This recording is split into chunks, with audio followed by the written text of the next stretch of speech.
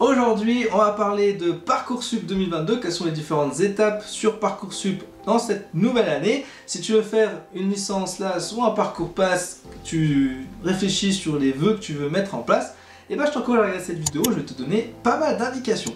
Alors premièrement, donc j'ai pris quelques informations là, alors j'ai un format PDF du Parcoursup, qu'est-ce qui va se passer. Concrètement, ça ouvre à partir du 20 janvier jusqu'au 29 mars. Ça, c'est pour bien sûr formuler vos vœux. Et on va voir dans cette vidéo justement comment formuler ces vœux finalement. Alors, c'est pas un tuto, mais si vous voulez vraiment un tuto sur comment on fait concrètement, n'hésitez pas à me le dire en commentaire de cette vidéo. Et je vous ferai un tuto sur les différents vœux, en tout cas comment ça fonctionne. Alors, vous avez la possibilité, je rappelle, de faire jusqu'à 10 vœux, puis des sous-vœux également. Vous allez jusqu'au 29 mars et ensuite vous devez valider et finaliser votre dossier jusqu'au jeudi 7 avril. Alors je vais vous donner quand même quelques conseils justement pour faire en sorte de rentrer facilement en licence LAS ou en parcours pass sans encombre. Alors ne vous inquiétez pas, vous avez quasiment 100% de chance d'avoir un vœu accepté pour être en licence LAS ou en parcours pass. Il y a un très faible pourcentage qui n'y arrive pas en septembre. Donc concrètement, déjà je vais revenir sur deux points, je pense que vous le savez déjà mais je préfère faire des rappels. Qu'est-ce que la licence LAS et le parcours pass? C'est quoi la différence? Et concrètement, qu'est-ce qu'il faut choisir? Alors la licence LAS, c'est licence accès santé, vous avez donc une majeure autre que santé et une mineure santé. Et le parcours pass, parcours accès santé spécifique, vous avez donc une majeure santé et une mineure autre que santé, hein, physique, biologie, philosophie, droit, juridique, etc. etc. Alors, déjà, qu'est-ce qu'il faut choisir entre l'un et l'autre? Une licence ou un pass? Qu'est-ce qu'on fait? Alors concrètement, le pass, vous choisissez ça uniquement si vous souhaitez faire, et vous êtes sûr au fond de vous-même, faire médecine, pharma, kiné, dentiste ou sage-femme. C'est-à-dire, en gros, un cursus de santé. Si vous voulez faire un cursus de santé, ne cherchez pas midi à 14h, faites le pass, d'accord? Ça c'est important. Si maintenant vous n'êtes pas sûr, et vous vous laissez la possibilité de faire autre chose, dans ce cas-là, faites une LAS, sans problème, d'accord? Et après vous pourrez explorer d'autres choses. Alors, on n'en parle pas trop, mais je préfère vous en parler quand même. On parle souvent du cursus santé, médecine, pharma, kiné, dentiste ou sage-femme, ce sont les 5 cœurs de métier, mais en fait on oublie souvent le paramédical, et clairement, c'est quand même quelque chose d'extrêmement puissant, vous avez beaucoup d'opportunités. Je pense notamment que lorsque vous ne réussissez pas le pass ou une licence LAS, vous pouvez vous orienter assez bien finalement pour devenir infirmier, pour faire audioprothésiste, pour faire manipulateur radio, bref, tout ce qui est lié autour de la médecine, mais qui est dédié dans le monde paramédical, d'accord, qui appuie le médical. D'accord, il faut bien comprendre ça. Donc, vous avez beaucoup d'opportunités là-dessus. La question qui se pose, c'est quel type de licence, que ce soit une mineure ou une majeure, je vais choisir finalement sur Parcoursup pour faire médecine, pharma, kiné, dentiste ou sage-femme. Quelles sont les opportunités, quels sont mes seconds choix, quelles sont finalement mes différentes idées métiers? On va essayer de détailler des points importants. Premièrement, je vous déconseille, et je vais vous expliquer pourquoi, de choisir des licences classiques de type sciences de la vie. Si vous choisissez une licence sciences de la vie, et que vous prenez effectivement le pass, admettons, les sciences de la vie à côté, et admettons que vous échouez, vous allez donc aller en deuxième année de licence sciences de la vie. Ok, vous pouvez retenter votre chance l'année d'après, etc. Mais si vous y réussissez toujours pas, ok, qu'est-ce qui va se passer? Vous allez vous engouffrer finalement dans licence sciences de la vie, master sciences de la vie ou un master un peu plus spécialisé, un doctorat, etc., postdoc, et puis finalement revenir et vous dire, il n'y a toujours pas de métier. Oui, parce que sciences de la vie, ça fait partie des filières universitaires où c'est extrêmement bouché, vous êtes tous des clones, faut être clair là-dessus, tous des clones, et du coup il n'y a pas du tout de métier, il n'y a pas de débouché là-dessus. L'objectif de sciences de la vie, c'est en gros, c'est une filière qui permet normalement de faire enseignant au lycée. Si tu souhaites faire ça, fais sciences de la vie, mais uniquement pour ce cas-là.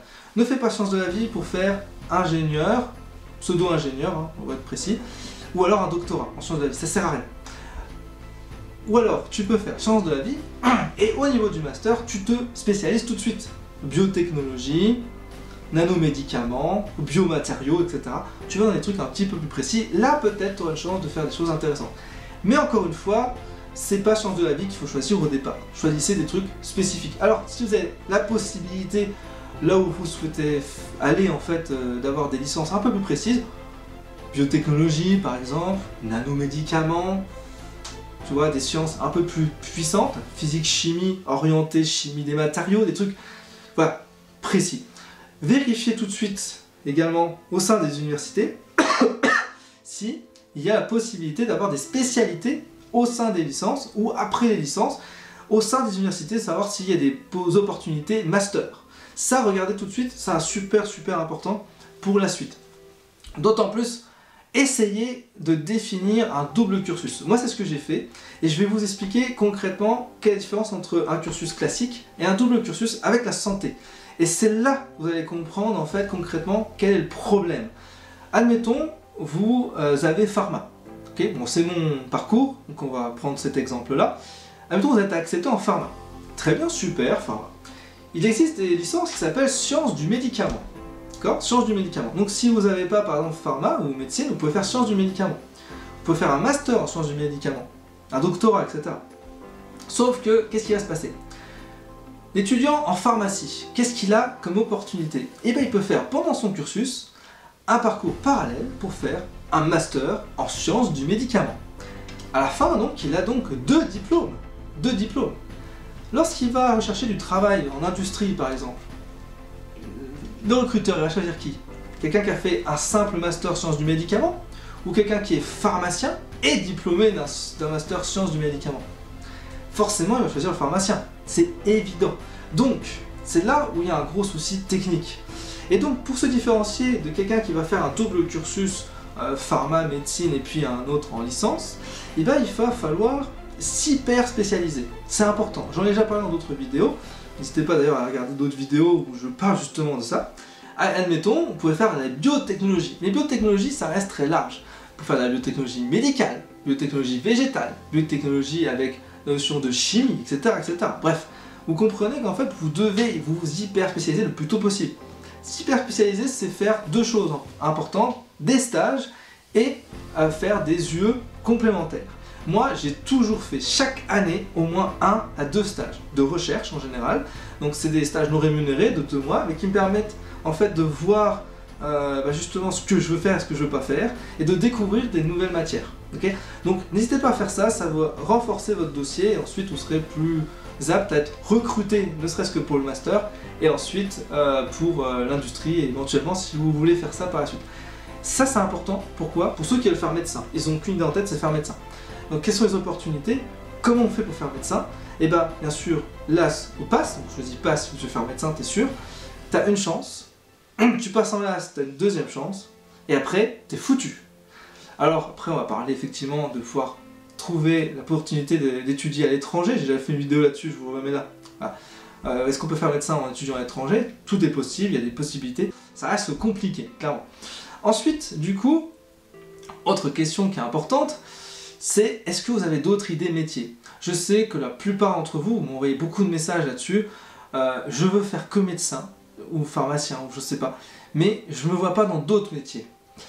En fait, vous ne voyez pas dans d'autres métiers, mais pourquoi ? C'est parce que vous n'êtes pas informé de ces métiers-là. Et ça va être mon rôle aussi à travers un certain nombre de vidéos, je pense, sur YouTube. Je pense que ça vous intéresse, vous allez me le dire en commentaire. Quels sont les différents métiers que vous souhaitez que je vous présente en vidéo ? Je vous le mets en commentaire, n'hésitez pas à me le dire. Dans ce cas-là, je vous ferai des vidéos spécifiques pour chaque métier, histoire que vous puissiez avoir les idées claires sur les métiers disponibles.